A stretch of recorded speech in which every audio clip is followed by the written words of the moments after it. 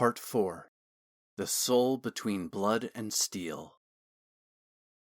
Chapter 32. Year 883 PXF. Early Spring. Castian led Thorn out of the deep drifting snow of late winter in the high mountains, and into the fragrant springtime breezes of the human lowlands at the southern reaches of the Empire. Castian left Thorn to his own travels once they had descended out of the mountains and into the foothills, himself heading on a course toward Parenshal, on the coast of the Cerulean Sea. As Thorn followed the roads into the lowlands and Elerion proper, he was shocked to find much of the devastation from the rebellion remained, even though a decade had passed. Farmsteads that had been still smoldering when he left remained abandoned, now just crumbling derelicts surrounded by fallow fields.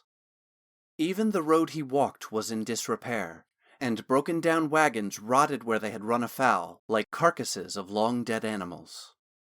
Mile after mile, Thorn found more of the same, and while he felt the urgency to begin his search for the Vermillion blade, he also couldn't help but wonder what had happened to leave the countryside of Elerion so desolate and unrestored. With no small amount of trepidation, Thorn redirected his path to Arnador, to try and find some answers. When Thorn saw Arnador and its remains after the rebellion, there was a certainty in his heart that the place he called home would rebuild and, free of the yoke of corruption and intrigue, would flourish. But, arriving at the gates of the once welcoming and vibrant town, Thorn was dismayed to find that dream had been a false one. Whatever wealth and leadership that could have led Arnador's reconstruction had instead forsaken it. In the districts whose buildings the battles had decimated, the rubble and ruin had barely been cleared, and instead of new homes and businesses, shanties and makeshift hovels had sprung up.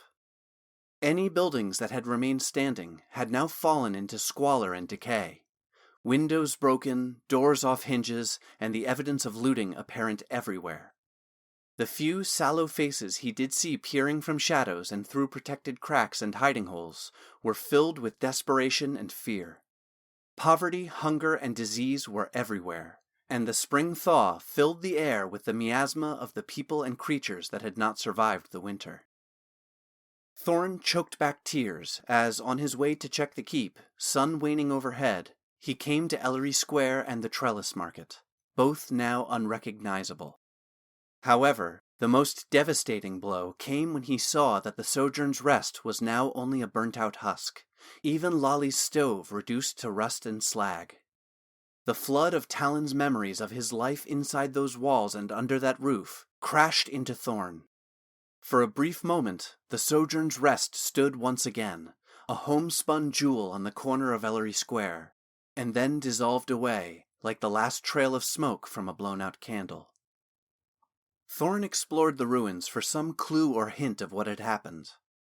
Lost in the cracked memories of the debris, suddenly curiosity struck him, and he made his way to the hearth where the path of the stone stairs that led to the baths would be.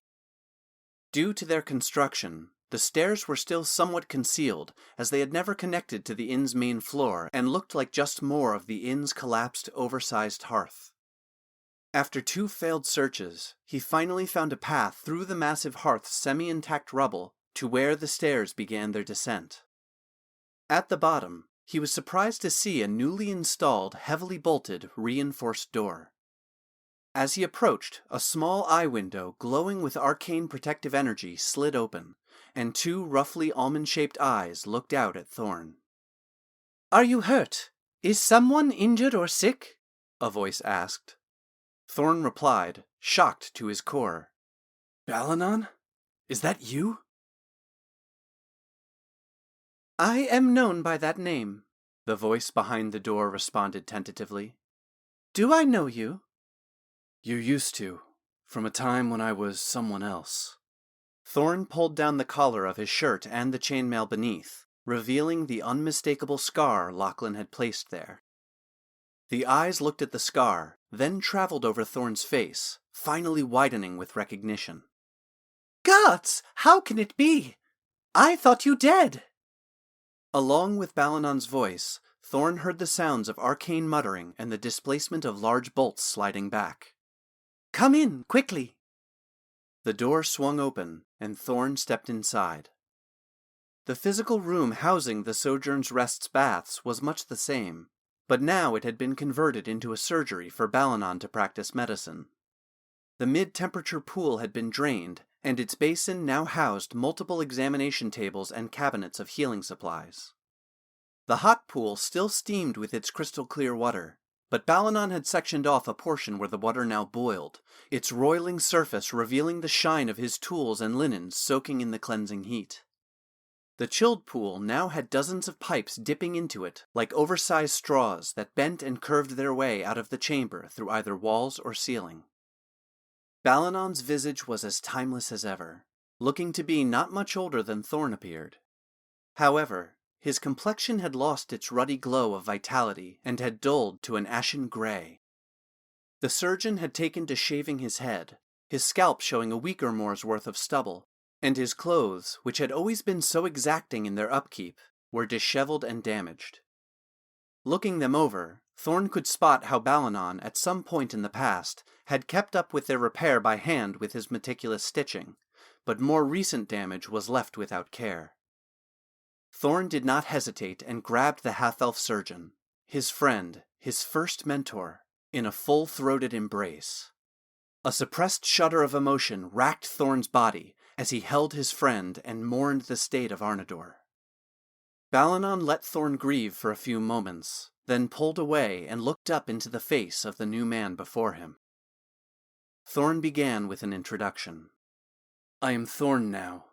Talon Vermillion died the day of the revolt. Balanon nodded in acknowledgement, testing the name out. Thorn, it is a good name. He continued. I am ready to hear whatever you are willing to share of the rest. Thorn told his mentor everything. He ended his tale with, But most of this was not something I was immediately aware of. It has been slowly unfolding over the last decade. He spread his arms and turned around. The curse seems all-encompassing in its course. Not just the wounds the Vermillion blade gave, but even the vast amounts of damage caused by an enlargement spell cast on living flesh. The only one remaining is this, pointing to his chest, from his crystal powder. Balanon took in all the information like any good practitioner of medicine would, but even he seemed overwhelmed, especially by the information regarding the healed damage from Naz's spell. As though he could soothe his mind with a touch, he pulled his fingers across his eyelids and pinched his nose when Thorn completed his dissertation of all that had occurred.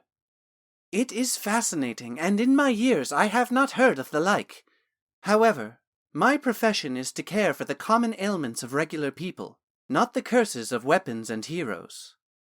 After that disclaimer, Balanon switched to a more technical assessment. I do agree with your observations, though. You look to be a human of 25 years, no more than 27. Then, grabbing a light and lens from his desk, Balanon approached and, after getting a nod of consent, shined the light and looked through the lens into Thorn's eye. You say you have recently lost some height. And of course, your mass is far less than that of Talon when I saw him last at the estate, or even from afar as the Duke's envoy or knight captain. It is interesting, though, that your face is not a clone of Talon's at this same age, and the difference is more than can be explained by a change in weight and lifestyle.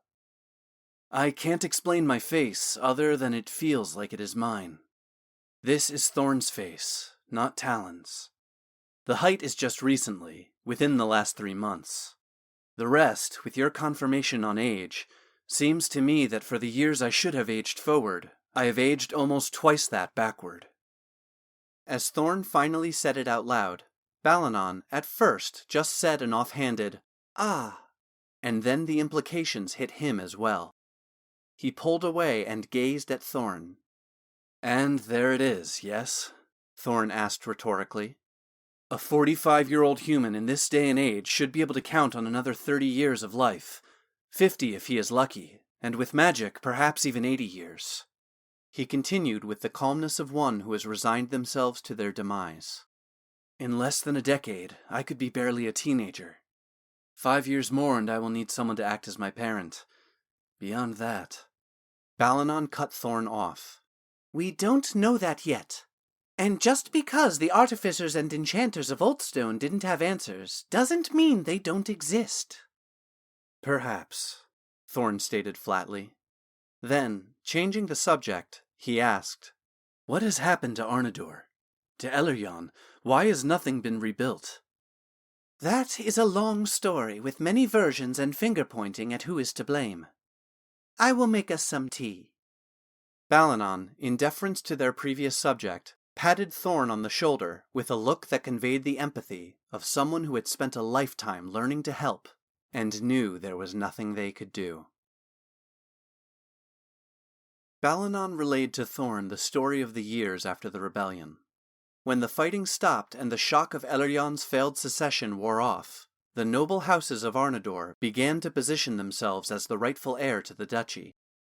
Receiving utter silence from the emperor, they began to seize power and gather influence where they could.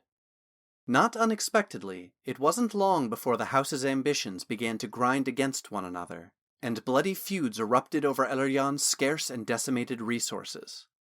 In the first 5 years after the rebellion, sabotage, assassinations, and policies of salting the earth in retaliation for losses led to the fall of the nobles and even further destruction of the countryside. Even House Vermillion did not emerge from that period unscathed. Trying to appease the emperor and claim the duchy, the house split, expunging Tommen's side of the family. The house was retitled House Vermillion after Veronique made an advantageous remarriage to a wealthy but titleless shipping merchant in Jadenpool. There were brief rumors that Tommen attempted to legitimize House Coeur, but it gained no traction and dissolved. After the fall of Arnador's nobles, the farmers and laborers tried to organize a guild-based government. It began well, but the need for funds to rebuild far outstripped the taxation that could be levied without animosity. So, to remedy their tax burden, the last pockets of concentrated wealth aimed packs of roaming mercenaries at those who would steal their profits and give them away, eventually tearing the guild council apart. And that left Elleryon where it is today, broken and sucked dry of hope or promise for a better future. Balanon concluded, There are a few pockets out in the countryside where the seeds of renewal are sprouting, but they are always in jeopardy of being trodden underfoot by those who would take and destroy rather than try to rebuild. Thorn couldn't help but shake his head in disbelief, but reluctant acceptance. Balanon continued, As for me, I do my part for those who still cling to life here in Arnador. I can keep up with injuries, but the disease is another matter. He motioned to the chilled pool with the piping. Clean water is the best I can offer, as restoratives are beyond my power with so much life leached out of the region. Having recounted the history, Balanon seemed to recall something. Thorn, perhaps there is someone who might help you. There was a hermit, or some even say a hag, that made their home near the spring you spoke of. Some went to them as much as they came to me for medical attention in the early days of the rebellion. Those who visited called them the Watcher of the Waters, as they would sit at the spring and watch it for hours without end. Then, becoming aware of the hour, Balanon added, But you must stay here for the night. No one should be caught in the city without shelter after dark. The two retired, and while he felt secure within Balanon's sanctuary, alarming sounds from above still filtered down to the underground baths. Thorn sprung awake at some early hour before dawn to a loud arcane jolt and retreating whimpering after being dimly aware of some loud growls and a claw scratching at the sturdy door that Balanon had installed. Just after dawn, Balanon awakened Thorn and supplied him with some of his scarce provisions for his trek to the spring, reminding him to either be back at his door before sundown or to camp well outside the city, so as not to attract the beasts who scavenged the ruins for carrion by night. Instead of heading through the city to exit through the eastern gate adjacent to the keep, Thorn left via the southern gate closest to the remains of Ellery Square, wary of the creatures he had heard through the night. While he was confident in his skills, he was not foolish enough to falsely believe that a skilled warrior couldn't get overrun by a pack of starving beasts. As Thorn circled to the east to head for the spring, Many of the homes and small businesses outside the perimeter of Arnodor he had once known had disappeared or were in ruins. The missing landmarks confounded his sense of direction from time to time, but like the day he fled with the Vermillion blade, his legs seemed to know the way back to the spring. Thorn found the spring and surrounding glade to be remarkably much the same, not just from the last time he was here a decade ago, but even from that magical first visit with Riken. As he approached, he could almost imagine two young boys lying on the boulder, exploring their connection and falling into a love that, at least for one of them, would last a lifetime. After the despair and destruction that marred the rest of his homecoming, the untouched spring seemed almost surreal, like it somehow existed in a place outside space and time. They were so still, and their clothing so covered in detritus, moss, and lichen, that Thorn would not have spotted them had he not been so familiar with the spring and its surrounding features. His mind first registered the Watcher of the Waters as a large rock that had somehow appeared at the water's edge on the opposite side of the spring from the boulder, until he spotted the eyes peering out from under matted gray-green hair, focused solely on him. "Good morn to you. I come as a friend. Are you the Watcher of the Waters?" Thorn raised a hand in greeting, holding his other hand out to his side without a weapon to show his peaceful intent. When he received no response, he took a different tact, believing that no one of ill will could invade this place. "I am from this spring, born by it. I carry Casfarian's blade."